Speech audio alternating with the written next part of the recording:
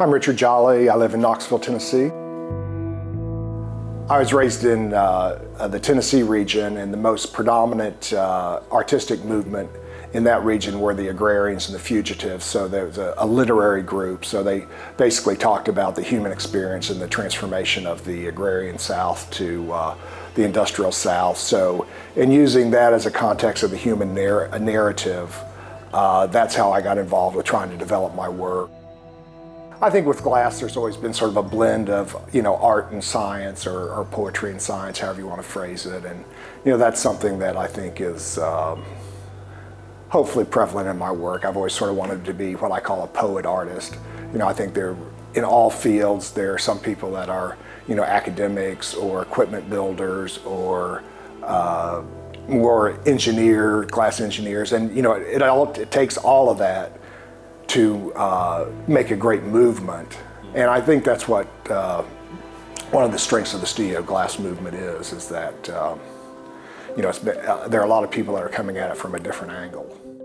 Well, I think if you talk about the bust forms that we worked on yesterday, one, I think there's a sense of, sort of human dignity that goes with it.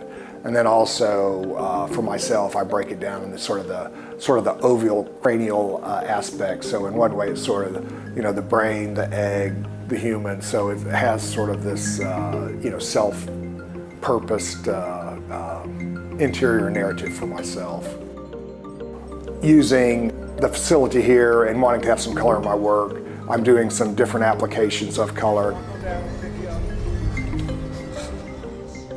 Not that I don't know how to do them, but it's not a normal color palette for myself. I mean, recently in my studio, I've been doing a lot of research with iridescence and some rapid melting cycles and leafing.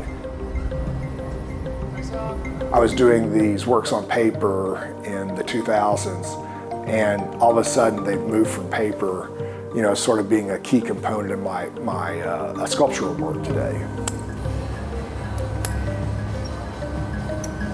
I don't think the arts are ever completely linear, and I think when you're immediately working on your current work, you're doing it for some intense reason, but if you can completely articulate it, then there's not that sense of discovery that all artists like to have as they work on a project.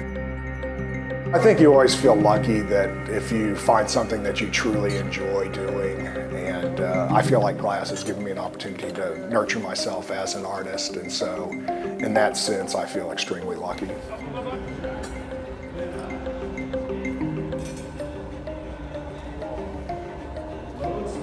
Nice. Sorry, go. I think most artists that are successful take their work extremely seriously. I think we ought to do it one more time. And want to hone their skills and hone their articulation, become more articulate.